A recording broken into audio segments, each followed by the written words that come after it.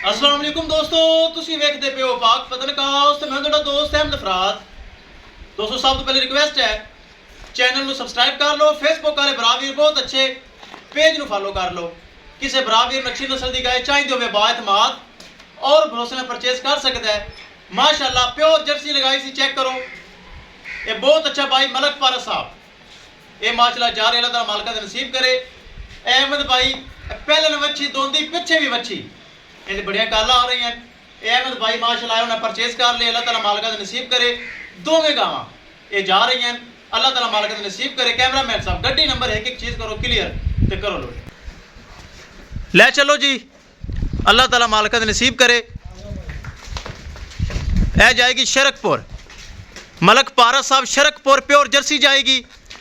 दूसरी गाय दे मालक आ खड़े पहलन दे, ले चलो जी। पहलन वच्छी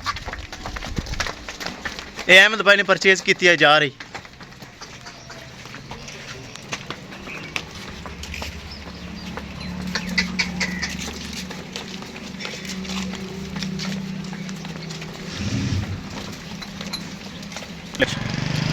लो जी करो लोड, उरले डाले ये उरले करो, परले शाद और एक और उसी। लो जी दूसरी शरकपुर इंदे जाएगी, शरकपुर मलक पारस साहब की गाय दे जाएगी। लो जी दो गड्डियां लग चुकी हैं, चेक कर लो बरावीर। मलक पारस साहब बड़ा प्यारा भाई शरकपुर उनकी जर्सी गां प्योर जर्सी लोड हो रही, चेक करो।